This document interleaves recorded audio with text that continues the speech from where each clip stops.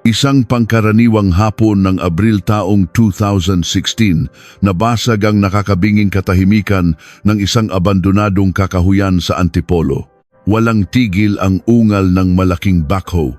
Habang unti-unting binubungkal ang lupang matagal nang natutulog, naghahanda para sa itatayong bagong subdivision. Sa bawat pagbaon ng matatalim na bakal sa lupa, umaalingaw-ngaw ang tunog ng pag-unlad at pagbabago. Subalit sa isang iglap, tumigil ang pag-ikot ng mundo ng operator. Kumuskos ang makina sa isang bagay na hindi bato o matigas na ugat ng puno. Pagbaba niya upang suriin ang nahukay na lupa sa ilalim ng matinding sikat ng araw, bumungad sa kanya ang isang eksenang magpapataas ng balahibo ng sinuman. Isang bungo, puti, marupok at nakabaon, kasama ng mga naagnas na piraso ng damit na naging kakulay na ng putik. Hindi ito simpleng labi ng isang nilalang na ibinaon sa limot. Ito ang simula ng pagkabuhay ng isang bangungot na sadyang inilibing 17 taon na ang nakararaan. Upang maintindihan ang lalim at karimlan ng kalagim-lagim na natuklasang ito, kailangan nating bumalik sa nakaraan. Hulyo ng Patuntin, 1999. Isang mainit na hapon na tila walang pinagkaiba sa mga ordinaryong araw sa kanilang marangyang subdibisyon. Si Corazon Mendoza o mas kilalang Doña Cora sa kanilang lugar ay isang 52 taong gulang na biyuda. Mula nang pumanaw ang kanyang asawa sa isang malagim na aksidente sa sasakyan 4 na taon na ang nakalilipas, mag-isa niyang itinaguyod at pinrotektahan ang pamilya. Hindi siya nagpakita ng kahinaan. Sa halip, naging isa siyang kilala at matagumpay na nagpapaupa ng mga apartment at nagmamay-ari ng ilang commercial building. Siya ang perpektong larawan ng isang matatag na inamatiyaga, madiskarte at handang ibigay ang lahat para sa kinabukasan ng kanyang mga anak. Kinahapunan ng araw na iyon, bandang 2:00, nakagawian na ni Doña Cora ang bumisita sa matalik niyang kaibigan at kalapit-bahay na si Tita Lourdes. Bitbit ang isang buong hiwa ng matamis na pakwan, masaya siyang kumatok sa pintuan nito. Naupo sila sa komportableng sala, naghati sa minatamis at nagpalitan ng mga kwento ng buhay. Napag-usapan nila ang tindi ng alinsangan, ang mga usap-usapan sa kanilang komunidad at siyempre ang kani-kanilang mga anak. Subalit may anino ng matinding pagod at lungkot sa mga mata ni Cora nang mabanggit ang dalawa niyang anak na sina June at Michelle. Sunod-sunod ang mabibigat na pagbuntong hininga ng biyuda. Unti-unting nadudurog ang kanyang puso at nauubos ang kanyang pasensya sa tuwing nanghihingi ng napakalaking halaga ang panganay na si June dahil palugi na raw ang negosyo nito. Bukod pa roon, ang bunsong si Michelle naman ay walang pakundangan kung makahingi ng malaking pera para pondohan ang kanyang pinapangarap na engrandeng kasal. Pagod na si Cora. Gusto na niyang maranasan ang kapayapaan at tahimik na buhay pagkatapos ng napakahabang panahon ng pagbabanat ng buto at pagsasakripisyo. Bandang 3:00 ng hapon, biglang tumayo si Cora mula sa pagkakaupo. Napasulyap siya sa orasan na nakasabit sa dingding at tila nagmamadaling nagpaalam. Kailangan pa raw niyang maghanda at magluto ng hapunan para sa kanyang mga anak dahil lumilipas na ang oras. Hinatid siya ni Tita Lourdes hanggang sa pinto. Sa paghakbang palabas ni Cora, may isang maliit na detalyeng napansin ang kanyang kaibigan na tila hindi pamilyar. Nakapambahay na tsinelas lamang si Cora. Isang napakabihirang pagkakataon dahil kilala ang biyuda sa pagiging malinis, formal at maayos sa katawan. Palagi siyang nakasapatos o magarang sandalyas kahit lalabas lang ng saglit sa kanto. Nang usisain ito ni Lourdes nang may pagtataka, ngumiti lang ng tipid si Cora at sinabing malapit lang naman ang bahay kaya mabilis lang ang kanyang paglalakad pa uwi. Tumalikod siya, naglakad palayo sa kalsadang tinatamaan ng ginintuang sikat ng hapon at tuluyan ng nilamon ng kawalan. Iyon na ang pinakahuling beses na nakita siyang humihinga at buhay. Pagsapit ng malamig na gabi, may kakaibang kaba ang gumapang sa dibdib ni Tita Lourdes. Nang lumabas siya bandang 10:00 para itapon ang basura sa tapat ng kanilang gate, napansin niyang napakaliwanag ng buong bahay ni Cora. Mula sa labas, sa siwang ng mga bintana, kitang-kita niya ang magkapatid na sina June at Michelle na kalmadong nakaupo at nanonood ng telebisyon sa sala. Ngunit wala ang anino ng kanilang ina. Ipinagkibit-balikat na lamang ito ng matanda, kinukumbinsi ang sarili na marahil ay maagang nagpahinga ang kaibigan sa kanyang kwarto dahil sa matinding pagod. Ngunit kinabukasan ng umaga, walang Cora na nagdidilig ng kanyang mga paboritong halaman tuwing 7:00, isang ritual na halos naging orasan na ng kanilang mga kapitbahay. Dala ng matinding pag-aalala na hindi niya maipaliwanag, pinuntahan ni Lourdes ang malaking bahay ni Cora at idiniin ang doorbell. Si Michelle ang nagbukas ng pinto, isang 25 anyos na dalagang tapos na sa kolehiyo at may maayos na posisyon sa isang kumpanya. Nang tanungin ni Lourdes kung nasaan ang ina na kahapon pa niya huling nakausap, walang kakapig-kapig na sumagot si Michelle na kahapon pa raw nila hindi nakikita ang kanilang nanay pag-uwi nila galing sa trabaho. Baka raw umalis at pumunta sa ibang mga kamag-anak. Napakalamig ng kanyang boses. Walang bahid ng takot sa kanyang mga mata, walang bakas ng pag-aalala at walang panginginig sa kanyang mga labi. Isang reaksyong napakahirap intindihin para sa isang anak na hindi umuwi ang sariling ina ng buong magdamag. Ang malamig at walang pusong tinig na iyon ay tumimo sa isipan ni Lourdes at naging sapat na dahilan upang tumawag siya ng mga pulisya ng araw na iyon. Walang inaksayang oras ang mga investigador ng lungsod. Pagdating nila sa tahimik na tahanan, sinalubong sila ni June, ang 28 anyos na panganay na lalaki na nagmana ng negosyo ng yumaong ama. Bakas sa mukha ni June ang gulat ng pormal na sabihin ng mga pulis na nawawala ang kanyang ina, ngunit may kakaiba sa kilos at reaksyon niya na hindi nakalagpas sa matalas na pakiramdam ng mga investigador. Para itong isang pilit na emosyon, isang reaksyong inensayo ng paulit-ulit sa harap ng salamin hanggang sa maging perpekto. Nang usisain ng mga autoridad ang personal na kwarto ni Cora, natagpuan nila ang kanyang mamahaling handbag na nakapatong pa rin sa ibabaw ng mesa. Sa loob nito, naroon ang malaking halaga ng pera, mga importanteng ID at wallet na hindi nagalaw.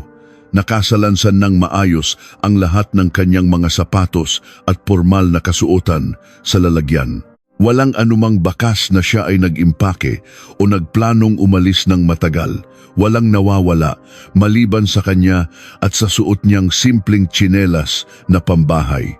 Kung walang sapatos at walang dalang ni isang kusing, saan pupunta ang isang mayamang biyuda na sanay sa komportableng buhay? At paano may paliliwanag ang hindi maipinta at nakakakilabot na katahimikan ng magkapatid sa gitna ng biglaang pagkawala ng mismong ilaw ng kanilang tahanan? Ang mga katanungang ito ay mananatiling nakalibing sa dilim at pilit ibabaon sa limot sa loob ng 17 mahabang taon hanggang sa mahukay ng makina ang bungong iyon noong 2016. Ngayon, sa ilalim ng matinding liwanag ng laboratorio, hawak ng mga forensic expert ang kalansay, maingat at matiyagang nililinis ang bawat buto. Sa pag-alis ng makapal na putik sa likurang bahagi ng bungo, tumambad ang isang malaking basag na nagpatahimik sa buong kwarto, isang malubhang pinsalang dulot ng napakalakas na hampas ng isang matigas at mabigat na bagay. Hindi siya naglayas, siya ay malupit na pinaslang. Ang tanong na magpapanindig sa ating mga balahibo hanggang sa kasalukuyan, kaninong mga kamay ang walang awang humawak sa sandata upang basagin ang bungo ng isang nagmamahal at nagsakripisyong ina? Habang unti-unting lumalamig ang katawan ni Doña Cora sa kung saang madilim at malungkot na hukay na walang nakakaalam, Isang mainit at mapanganib na laro ng taguan ng katotohanan ang nagsisimulang umikot sa loob ng malamig na presinto ng lungsod. Hindi kumbinsido ang batikang investigador na si Hepe Ricardo sa kwento ng magkapatid. Sa halos 2 dekada niya sa serbisyo bilang alagad ng batas, kilalang kilala na niya ang amoy ng kasinungalingan. Amoy ito ng matinding takot, amoy ng malamig na pawis na tumatagos sa damit, at amoy ng mga salitang halatang pinag-isipan at kinabisado ng paulit-ulit. Hindi pinalagpas ng Hepe ang pagkakataon at muling ipinatawag si June para sa isang formal at mas masinsinang investigasyon. Umupo ang binata sa isang lumang silyang bakal sa gitna ng isang maliit at madilim na kwarto. Nakayuko lamang siya, tikom ang mga labi at tila pilit iniiwasan ang matatalim at sumusuri na titig ng investigador. Ayon sa unang salaysay ni June, noong hapon ng Hulyo 14, nasa labas siya kasama ang mga mahahalagang kliyente ng kanyang kumpanya na kasalukuyan nang bumabagsak. Umuwi lamang daw siya bandang alas 9 na ng gabi dahil sa dami ng asikaso. Ngunit isang simpleng tawag lamang sa telepono patungo sa mga tinukoy niyang kliyente ang tuluyang nagpabagsak sa kanyang maayos na alibi. Kinansela raw mismo ni June ang kanilang napag-usapang pagpupulong bandang alas 4 ng hapon dahil may napakahalaga at agarang bagay daw itong aasikasuhin. 5 oras. May 5 mahabang oras na walang patunay kung nasaan si June at kung ano ang kanyang ginagawa noong mga sandaling nawala ang kanyang ina. Nang tahasang ipamukha ito ni Ricardo, biglang namutla ang binata. Nawala ang kulay sa kanyang mukha at nauutal siyang nagpalusot na nagmaneho lamang daw siya nang mag-isa sa paligid ng lungsod upang magpalamig ng ulo at mag-isip-isip dahil sa tindi ng stress sa kanyang negosyo. Isang napakarupok at walang kwentang dahilan para sa isang taong nasa gitna ng investigasyon ng pagkawala ng sariling ina. Kasunod na isinalang sa mainit na upuan si Michelle. Sa pagpasok pa lamang sa kwarto ng investigasyon, humagulgol na ng napakalakas ang dalaga.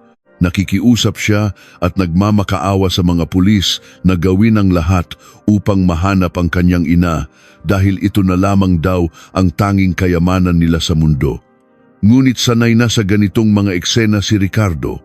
Nang kalmado niyang tanungin ang dalaga kung bakit hindi man lang siya nagtaka o nag-alala na naiwan ang mamahaling bag, mga ID at pera ng kanyang ina sa loob ng kwarto nito habang hindi ito umuuwi ng buong magdamag, biglang natigilan si Michelle. Ang kanyang mga luha na kanina lamang ay parang talon, kung bumuhos ay tila natuyo sa isang iglap. Kumibot ang kanyang mga labi at malamig na sinabing hindi raw niya ugaling pakialaman ang personal na kwarto ng ina, kaya hindi niya napansin ang mga gamit nito.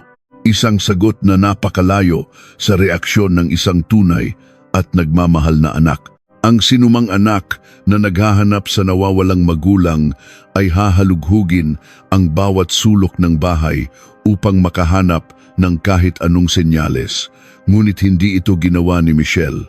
Lalong lumalim ang hinala ng buong puwersa ng pulisya nang masiyasat ng mga autoridad ang record ng pananalapi ng pamilya Mendoza. Ang lumabas na katotohanan ay tila isang malaking sumpa na nagbabadya ng kasamaan.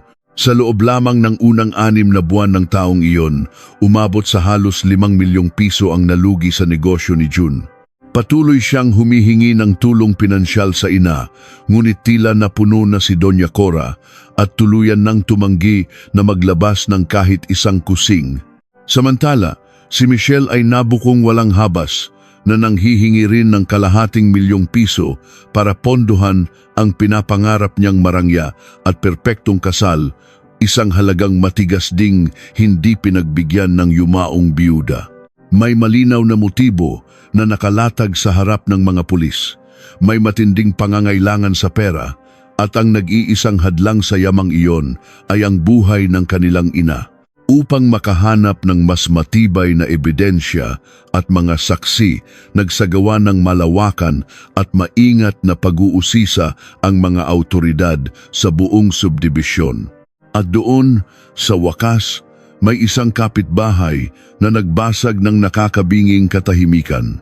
Si Mang Kiko, isang retiradong guro na nakatira sa tapat mismo ng bahay ni na Doña Cora. Ayon sa matanda, bandang 4:30 ng hapon noong mismong araw na mawala ang biyuda, malinaw niyang nakita ang itim na sasakyang Sonata ni June na nakaparada sa labas ng kanilang malaking gate. Nakabukas ng maluwang ang malaking compartment sa likod nito. At ang mas nakakakilabot na detalye na nagpatayo sa balahibo ng mga investigador ay nang sabihin nitong kitang-kita niya sina June at Michelle na magkatulong na nagbubuhat ng isang napakabigat at malaking bulto na nakabalot palabas ng bahay papunta sa nakabukas na sasakyan. Hirap na hirap daw ang magkapatid sa pagbubuhat nito. Bakas ang panginginig ng kanilang mga braso dahil sa bigat ng kargada. Nang muling ipatawag ang magkapatid upang harapin ang mabigat na salaysay na ito, lalo lamang silang nabaon sa sarili nilang kasinungalingan. Nagkanya-kanya sila ng pagbabago ng kwento na tila mga batang nahuling nagnanakaw ng barya. Biglang naalala ni June na umuwi nga raw siya ng saglit noong hapong iyon para kumuha ng mga importanteng dokumento sa opisina at sinamahan daw siya ni Michelle na umuwi rin ng maaga mula sa trabaho dahil masama ang pakiramdam. At ang malaking bulto na binubuhat nila. Mga lumang papeles at kalat lang daw iyon mula sa bodega na kailangan na nilang itapon, mga kasinungalingang patong-patong. Mga kwentong nagkakabuhol-buhol. Agad na kinumpiska ng pulisya ang itim na Sonata ni June. Dito na sana matatapos ang paghihirap ng batas at mabibigyan ng linaw ang kaso. Pagbukas ng malaking compartment ng sasakyan, labis na inaasahan ng buong puwersa ng pulisya. Nabubungad sa kanila ang matapang na amoy ng dugo at ang matibay na ebidensya ng isang karumal-dumal na krimen. Subalit laking gulat at pagkadismaya ng lahat nang makitang napakalinis nito. Sobrang linis na tila ba bago itong bili sa kasa. Walang kahit anong alikabok, walang mantsa at halatang bagong hugas gamit ang matatapang na kemikal na panlinis. Ginamitan ng luminol ng mga dalubhasang forensic expert ang buong sasakyan mula sa mga upuan hanggang sa bawat sulok ng compartment upang maghanap ng anumang natitirang bakas ng dugo. Lahat ay nag-abang ngunit walang lumabas na kahit anong kulay asul na liwanag na naghuhudyat ng presensya ng dugo. Wala silang nakuha ni isang patak. Dahil sa matinding limitasyon ng teknolohiya at agham noong taong 1999, hindi sapat ang mga matitibay na hinala at paiba-ibang salaysay upang formal na makasuhan at makulong ang magkapatid. Ang batas ay nangangailangan ng bangkay at ng pisikal na ebidensya. Walang ibang pagpipilian ang mga investigador kundi ang palayain sina June at Michelle mula sa presinto. Habang kalmadong naglalakad palabas ng pintuan ng magkapatid, matalim na nakamasid si Hepe Ricardo mula sa bintana ng kanyang opisina. Nakakuyom ang kanyang mga kamao. Ramdam niya sa kaibuturan ng kanyang mga buto at sinisigaw ng kanyang buong pagkatao na ang dalawang taong iyon ang walang awang pumatay sa sarili nilang ina. Ngunit paano mo ikukulong ang mga demonyong nagtago ng mahusay sa likod ng napakalinis na compartment at sa kawalan ng bangkay na magsisilbing boses ng katotohanan? Tuluyan na nga bang nilamon ng lupa ang hustisya para sa kaawa-awang si Doña Cora at hahayaan na lamang ba ng malupit na tadhana na magpakasasa ang magkapatid sa yamang ipinagpalit nila sa mismong buhay ng kanilang ina? Nang bumagsak ang mabigat na pintuan ng presinto at tuluyang makalabas ang magkapatid sa hawla ng batas, tila nagbago ang ihip ng hangin. Wala nang mga luhang pumapatak mula sa mga mata ni Michelle. Wala na ang panginginig sa mga kamay ni June. Sa halip na magpatuloy sa paghahanap at pag-iyak gaya ng inaasahan sa mga naulilang anak, isang nakakakilabot na katahimikan ang bumalot sa kanilang buhay. Inasahan ng buong komunidad na magpapaskil sila ng mga litrato ng kanilang ina sa bawat poste, mag-aalok ng pabuya at luluhod sa mga simbahan upang magmakaawa sa Diyos na ibalik si Doña Cora. Ngunit walang nangyari. Tila isang sirang pahina sa libro ang kanilang ina na masayang pinunit at itinapon sa apoy. Lumipas ang ilang buwan matapos ang formal na pagdedeklara ng pulisya na isa ng malamig na kaso ang pagkawala ng biyuda. Dito na nagsimulang gumalaw ang mga nakatagong plano.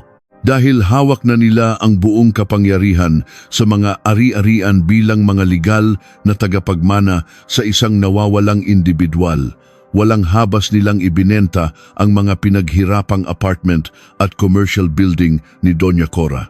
Ang mga gusaling itinayo mula sa dugo, pawis, at walang tulog na mga gabi ng kanilang ina ay naglahong parang bula at naging malamig na salapi. Ginamit ni June ang milyon-milyong pisong na pagbentahan upang sagipin ang kanyang lumulubog na kumpanya. Bigla siyang nakabangon mula sa malaking pagkakabaon sa utang. Bumili siya ng mga bagong sasakyan, nagpalawak ng negosyo at namuhay bilang isang tanyag at iginagalang na negosyante sa kanilang lungsod.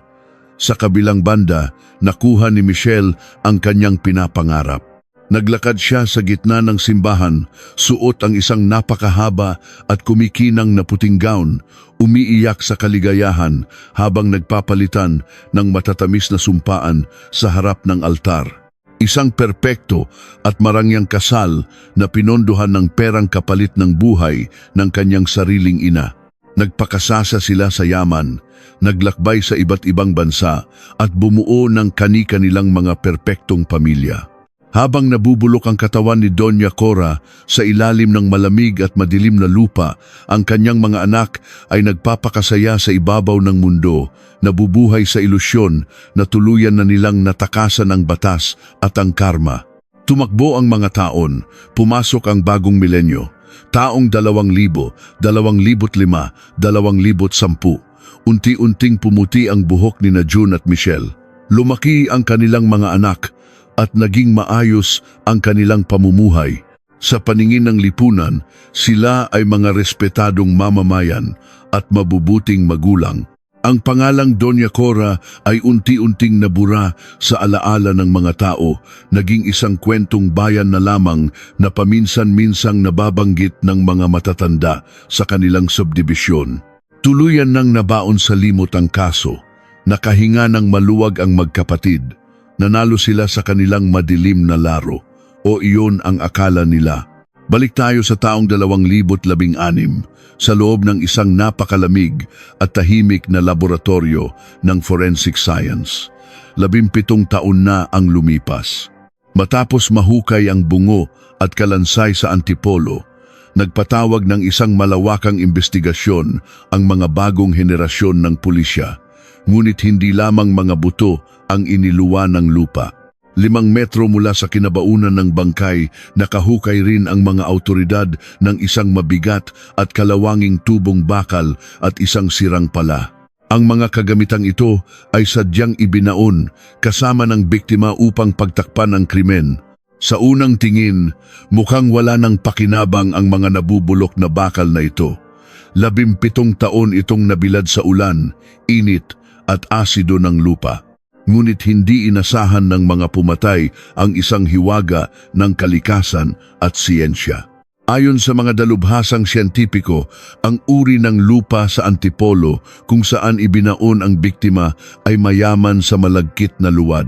Nang ibaon ng tubong bakal na puno ng dugo at mantika mula sa pawis ng pumatay, binalot ito ng makapal na luwad at tumigas na parang semento sa paglipas ng panahon. Nagsilbi itong isang perpektong kabaong na pumigil sa tuluyang pagkasira ng ebidensya. Nang maingat na linisin ng mga forensic chemist ang bakal gamit ang mga makabagong chemical at laser technology na wala pa noong taong 1900 at 1999, lumitaw ang katotohanang magpapabagsak sa napakahabang kasinungalingan. Sa ilalim ng mikroskopyo, malinaw na lumabas ang dugo ni Doña Cora sa kabilang dulo ng bakal at sa hawakan nito, isang himala ng siyensya ang nangyari. Isang buo at malinaw na tatak ng daliri ang napreserba sa ilalim ng kalawang. Isang fingerprint na 17 taong naghintay sa dilim upang ituro ang tunay na halimaw. Mabilis na ipinasok ng mga pulis ang tatak ng daliri sa kanilang makabagong database upang hanapin ang katumbas nito. Ilang segundo lamang ang lumipas, tumunog ang makina. Lumabas ang pangalan at litrato ng taong nagmamay-ari ng daliring humampas sa bungo ng kaawa-awang ina. Kinabukasan, isang maaliwalas na umaga, kakatapos lamang magkape ni June sa balkonahe ng kanyang napakalaking mansyon habang nagbabasa ng pahayagan. Payapa ang lahat, ngunit ang kanyang kapayapaan ay biglang binasag ng magkakasunod at malalakas na katok sa kanyang malaking gate. Nang silipin niya ito mula sa itaas, halos huminto sa pagtibok ang kanyang puso at nanlamig ang buo niyang katawan. Puno ng mga sasakyan ng pulis ang kanyang harapan. Nakabukas ang mga asul at pulang ilaw na nakakabulag sa paningin. Bumukas ang gate at pumasok ang mga armadong alagad ng batas. Hawak ang isang papel na magwawakas sa kanyang 17 taong pagpapanggap. Kaninong pangalan ang nakasulat sa warrant of arrest na iyon at paano haharapin ng magkapatid ang muling pagbangon ng inang matagal na nilang inilibing sa limot? Isang napakalakas na kalabog ang gumising sa buong mansyon ni June. Bago pa man siya makatayo mula sa kanyang kinauupuan sa balkonahe, pilit na binuksan ng mga autoridad ang kanyang naglalakihang gate ng bakal. Umalingaw-ngaw ang mabibigat na yabag ng mga pulis sa loob ng kanyang magarang tahanan, sumisigaw ng kanyang pangalan. Bumaba si June na nanginginig ang mga tuhod. Sa harap ng kanyang umiiyak na asawa at mga naguguluhang anak na nakayakap sa kanyang binti, walang awang inilagay ng mga pulis ang malamig na posas sa kanyang mga pulso. Habang kinakaladkad siya palabas, patungo sa naghihintay na sasakyan ng pulisya, napatingin si June sa kanyang refleksyon sa salamin ng pinto. Ang dating makapangyarihan at respetadong negosyante ay isa na ngayong kaawa-awang bilanggo, binabalot ng matinding takot at kahihiyan. Pagdating sa presinto, agad siyang dinala sa isang maliit at madilim na kwarto ng investigasyon. Wala itong bintana, tanging isang maliwanag at nakakapasong bumbilya lamang ang nakasabit sa kisame, tumatama ng direkta sa kanyang namumutlang mukha. Pumasok si Hepe Ricardo, bitbit ang isang makapal na folder na naglalaman ng 17 taong paghihintay ng hustisya. Walang paligoy-ligoy, ibinagsak ng Hepe ang mga litrato sa ibabaw ng mesa. Mga litrato ng kalansay, ng basag na bungo, at ng kalawanging tubong bakal na nahukay sa antipolo. Tinitigan ni June ang mga larawan, pilit na nilalabanan ang panginginig ng kanyang mga labi. Umiling siya ng mariin, nagmamaang-maangan at sinabing wala siyang kinalaman sa karumal-dumal na sinapit ng kanyang ina. Iginigiit niya na isa itong malaking pagkakamali na marahil ay may ibang taong pumatay at nagbaon kay Doña Cora. Ngunit hindi natinag si Hepe Ricardo. Sa isang kalmadong galaw, inilabas ng investigador ang huling pahina mula sa folder. Ang opisyal na resulta ng DNA at fingerprint analysis. Nang basahin ng Hepe ang nakasulat doon, tila pinagsakluban ng langit at lupa si June. Malinaw na nakasaad na ang tatak ng daliri na nakuha sa mismong bakal na pumalo sa ulo ni Doña Cora ay walang iba kundi ang sa kanya. Nawalan ng boses si June. Ang mga matatapang niyang pagtanggi kanina ay unti-unting napalitan ng panlalamig at pagtulo ng masaganang pawis. Paano niya palulusutan ang siyensya? Paano niya ipapaliwanag na ang kanyang sariling daliri ang nakadiin sa sandatang pumatay sa babaeng nagluwal sa kanya sa mundo? Ngunit sa kabila ng matitibay na ebidensya, nanatiling nakatikom ang bibig ni June. Tumanggi siyang magsalita at humingi ng tulong sa kanyang abogado, isang matigas na halimaw na ayaw pa ring sumuko. Habang nagmamatigas si June sa loob ng unang kwarto, isang panibagong sasakyan ng pulis ang dumating sa presinto. Lulan nito si Michelle. Puno ng luha ang kanyang mga mata at halos hindi na siya makapaglakad ng tuwid dahil sa matinding panginginig. Ipinasok siya sa kabilang kwarto, malayo sa kanyang kapatid.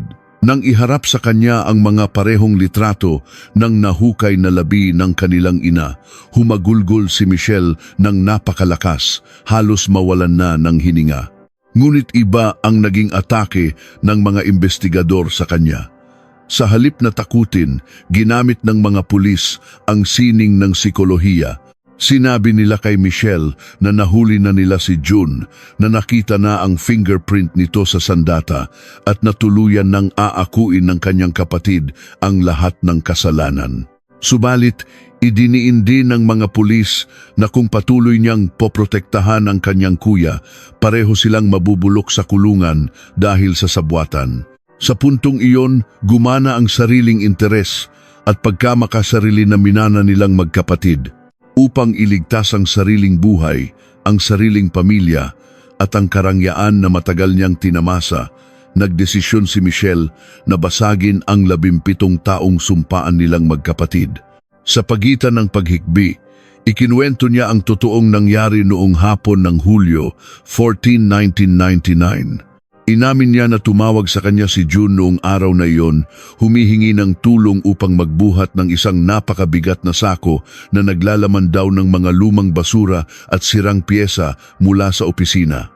Ayon kay Michelle, wala siyang kaalam-alam na ang binuhat niyang sako, ang sakong isinakay nila sa compartment ng itim na sasakyan, ay ang dugo ang katawan ng kanilang sariling ina. Ipinagdiinan niyang isa lamang siyang biktima ng panlilinlang ng kanyang kuya, na ginamit lamang siya nito upang magtago ng bangkay. Nang iparating ng mga investigador kay June ang sinabi ng kanyang bunsong kapatid, nagdilim ang paningin ng binata. Sumabog ang kanyang galit sa loob ng kwarto ng investigasyon. Hindi siya makapaniwala na ilalaglag siya ng mismong taong tinulungan niyang magkaroon ng perpektong buhay at marangyang kasal. Ang kapatid na binigyan niya ng kalahati ng yaman ng kanilang ina ay bigla siyang tinalikuran at inako ang pagiging inosente. Dahil sa tindi ng puot at pakiramdam ng pagtataksil, nagdesisyon si June na kung lulubog siya, hihilahin niya pababa si Michelle. Tiningnan niya ng diretsyo si Happy Ricardo at may mapait na ngiting sumilay sa kanyang mga labi. Isisiwalat na niya ang buong katotohanan, ang pinakamalagim na sikreto na magpapatunay na hindi inosenteng anghel ang kanyang kapatid. Ano ang nakakakilabot na lihim na ibubunyag ni June tungkol sa naging papel ni Michelle noong gabing ilibing nila ang kanilang ina? At handa ba ang lipunan na marinig kung paano nagtulungan ang sariling laman at dugo upang wakasan ang buhay ng nag-iisang taong nagmahal sa kanila ng totoo? Binalot ng nakakabinging katahimikan ang kwarto ng investigasyon matapos iparating ni Happy Ricardo ang mga naging pahayag ni Michelle. Sa loob ng ilang minuto, tanging ang mabilis at mabigat na paghinga lamang ni June ang maririnig.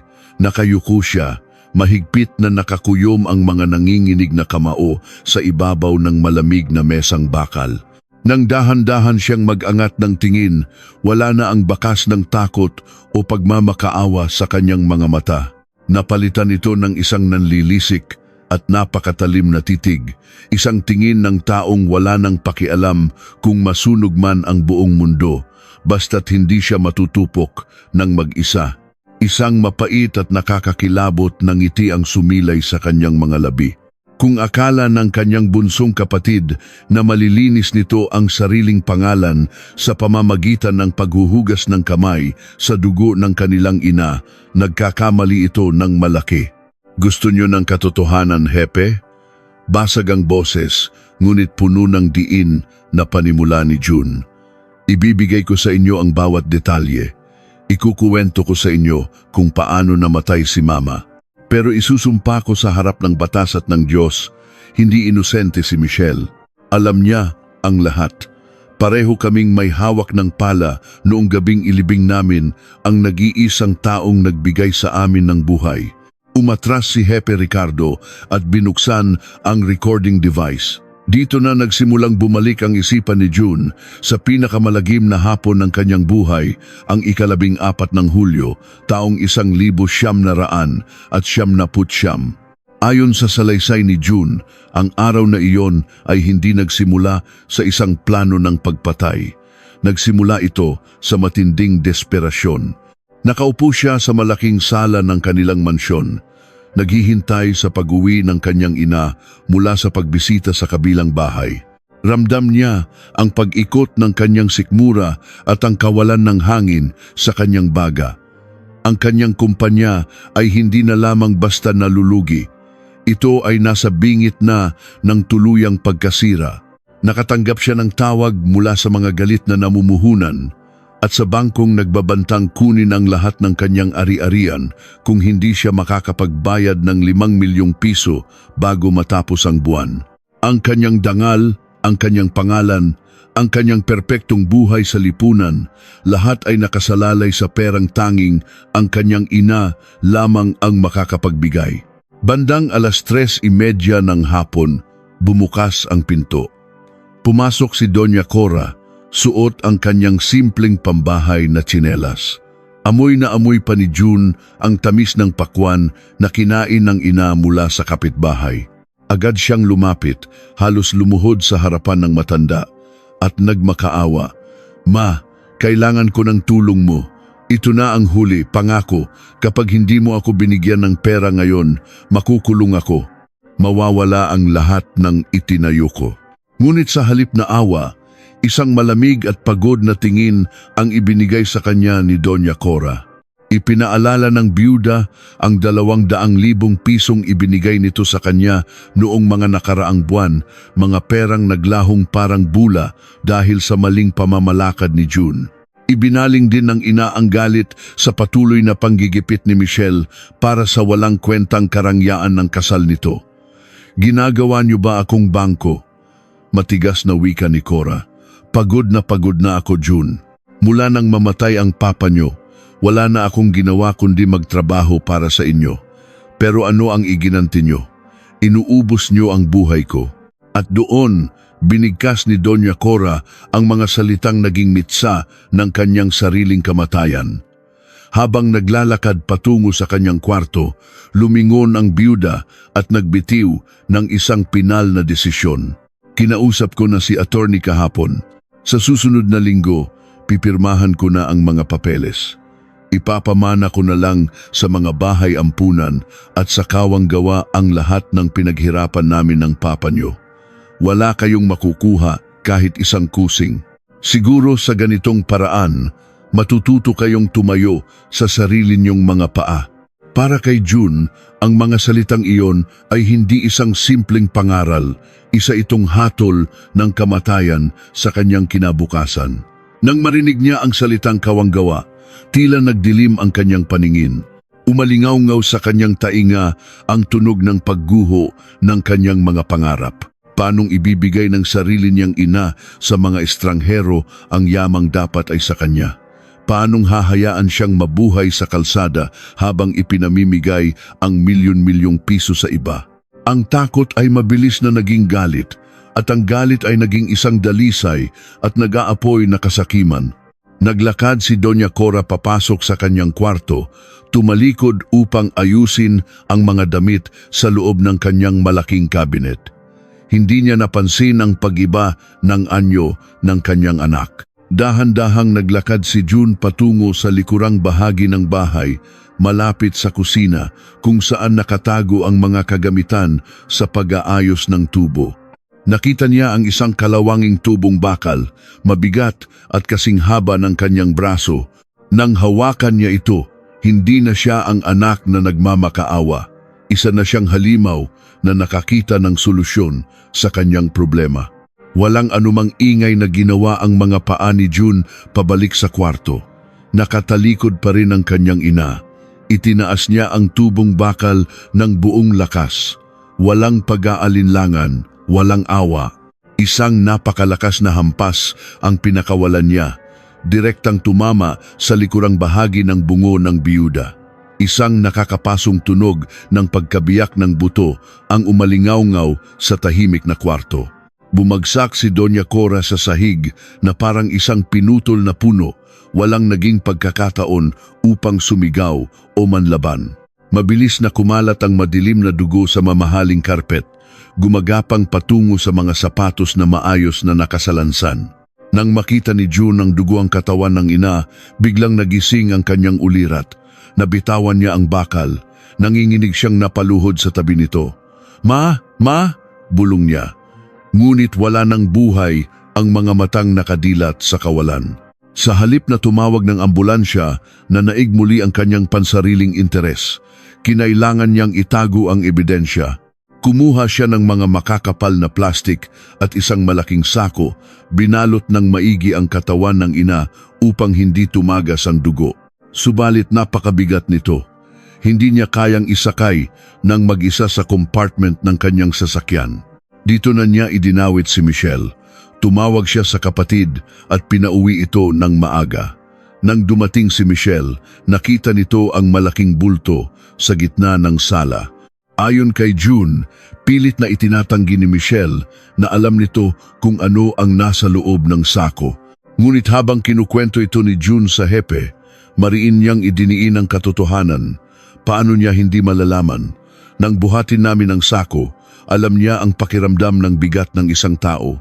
Amoy niya ang malansang dugo na pilit kong nilinis gamit ang bleach. Hinanap niya si Mama, pero nang sabihin kong wala na siya, hindi na siya nagtanong ulit. Alam mo kung bakit, Hepe? Dahil ng mga sandaling iyon, nagkaintindihan kami kahit walang salitang binibitawan. Kapag nawala si Mama, matutuloy ang perpekto niyang kasal. Pareho naming gusto siyang mawala. Nanlamig ang buong paligid sa huling mga salita ni June. Ang larawan ng magkapatid na magkatulong na nagbubuhat ng bangkay ng sarili nilang ina patungo sa sasakyan ay isang eksenang napakabigat dalhin kahit para sa isang matigas at batikan na pulis tulad ni Hepe Ricardo. Tumayo ang Hepe, pinatay ang recording device at huminga ng malalim. Hawak niya ngayon ang buong katotohanan, isang salaysay na nagpapatunay na ang demonyo ay hindi palaging may sungay. Minsan, sila ay nakangiti sa mga litrato ng pamilya at nakasuot ng puting gown sa harap ng altar. Iniwan ni Ricardo si June sa madilim na kwarto at naglakad patungo sa kabilang silid kung saan patuloy pa ring umiiyak si Michelle. Handa na siyang ipaharap ang magkapatid sa isa't isa upang tuluyang basagin ang kanilang mga kasinungalingan. Ngunit sa pagbukas niya ng pinto at pagbato ng mga salaysay ni June sa harapan ni Michelle, isang hindi inaaasahang reaksyon ang kanyang natunghayan. Isang sikreto pa pala ang hindi nababanggit sa kwento ni June, isang detalyeng magpapabago muli sa takbo ng hustisya. Ano ang itinatago ni Michelle na mas lalong magbabaon sa kanila pareho sa kumunoy ng kasalanan?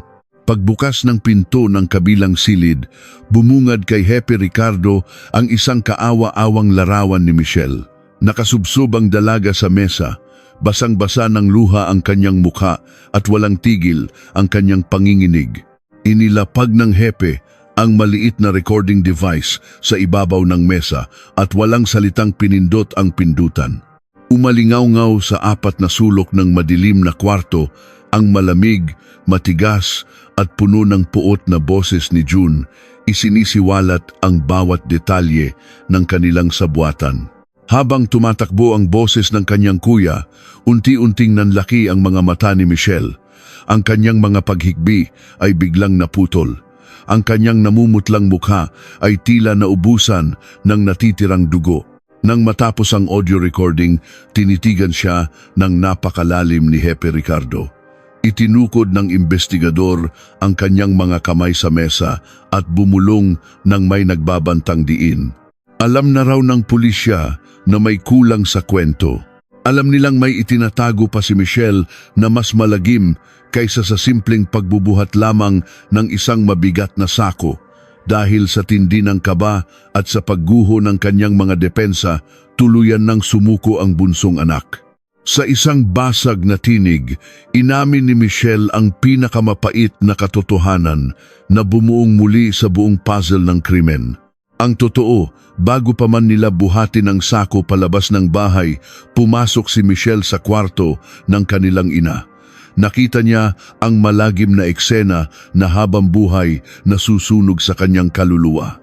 Nakita niya ang paboritong tsinelas ni Doña Cora na nakababad sa isang malaking lawa ng sarili nitong dugo. Nakita niya ang mga nagkalat na patak ng dugo sa mamahaling karpet. At sa halip na sumigaw, sa halip na tumakbo at humingi ng tulong sa mga autoridad upang isumbong ang kanyang kapatid, pinili niyang maging katuwang ng demonyo. Kumuha siya ng makapal na basahan, matapang na sabon, at balde ng tubig. Lumuhod siya sa sahig at kinuskos ang dugo ng babaeng nagluwal sa kanya habang pinapanood si June na itinatali ang sako na naglalaman ng bangkay. Ginawa niya ito dahil sa isang kasunduan sa gitna ng duguan at tahimik na silid. Ipinangako ni June na kapag nagtulungan silang itago ang bangkay, makukuha ni Michelle ang lahat ng ₱1,000,000 kailangan niya para sa kanyang pinapangarap na kasal. Ipinagpalit niya ang hustisya para sa kanyang ina sa isang magarbong seremonya at kumikinang na puting gown. Agosto, taong 2016, punong-puno ang malaking silid hukuman ng lungsod. Siksikan ng mga tao, mga mamamahayag at mga dating kapitbahay na gustong masaksihan ang pagtatapos ng 17 taong pagkauhaw sa katarungan. Pumasok sina June at Michelle suot ang kulay kahel na damit ng mga bilanggo. Nakaposas ang kanilang mga kamay, nakayuko at hindi makatingin sa mga taong naghuhusga sa kanila. Sa loob ng silid, ipinakita ng mga taga-usig ang lahat ng ebidensya, ang kalawanging tubong bakal, ang sirang pala, ang bungo na may malaking basag, ang resulta ng DNA at ang napanatiling fingerprint sa ilalim ng luwad ng Antipolo. Walang naging puwang ang mga kasinungalingan at pagtanggi. Nang tumayo ang matandang hukom upang basahin ang pinal na hatol, bumalot ang nakakabinging katahimikan sa buong korte. Ang boses ng hukom ay umalingaw-ngaw na parang kulog, puno ng galit at pagkadismaya sa pagkasira ng moralidad ng tao. Binigyang diin niya na ang magkapatid ay hindi lamang mga pumatay. Sila ay mga linta na sumipsip sa yaman ng kanilang ina matapos itong paslangin. Nabuhay sila sa karangyaan, naglakbay sa mundo, at nagpakasaya sa ibabaw ng malamig at madilim na hukay na pinagbaunan nila sa mismong ilaw ng kanilang tahanan. Wala silang ipinakitang awa at kaya naman hindi rin sila makakatikim ng awa mula sa batas. Ibinaon ng hukom ang kanyang kahoy na martilyo sa mesa. Hinatulan si June ng habambuhay na pagkakakulong dahil sa karumal-dumal na pagpatay sa sariling ina at pagtatago ng bangkay. Si Michelle naman ay hinatulan ng 15 taong pagkakabilanggo dahil sa pakikipagsabwatan, paglilinis ng ebidensya at pananahimik sa loob ng halos 2 dekada. Bumagsak sa sahig si Michelle, humahagulgol at nagmamakaawa habang si June ay tulala at walang emosyong tinitigan ang malamig na rehas na magiging tahanan niya hanggang sa kanyang huling hininga. Ang lahat ng naiwang yaman, mga mansyon at natitirang pera sa bangko na kanilang ninakaw ay binawi ng gobyerno at ibinigay sa natitirang lehitimong kamag-anak ni Doña Cora. Sa isang tahimik at masukal na bahagi ng Antipolo kung saan nahukay ang labi ni Doña Cora, nagtayo ang kanyang mga dating kaibigan ng isang maliit at simpleng lapida. Palagi itong may sariwang bulaklak at nakasinding kandila, isang simbolo ng pag-ibig na kailanman ay hindi nabura ng panahon at ng kalupitan ng kanyang mga anak. Natapos na ang paghihirap ng kanyang kaluluwa at sa wakas ay nakamit na niya ang kapayapaang pinagkait sa kanya ng mga taong pinakamamahal niya. Ngunit habang unti-unting isinasara ang mabigat at kinakalawang na rehas ng selda ni na June at Michelle, nag-iwan ito ng isang napakabigat na anino sa isipan ng mga nakasaksi sa karumal-dumal na kwentong ito. Ngayong nagbabayad na sila sa likod ng malamig na rehas at naipaghiganti na ang dugong dumanak, 17 taon na ang nakalilipas. Tunay nga bang natapos na ang sumpa ng kasakiman o ito pa ay patuloy na gumagapang sa mga ugat ng kanilang mga inosenteng anak na naiwan sa labas ng kulungan at ngayoy magmamana ng pangalang nabahiran ng sumpa at dugo?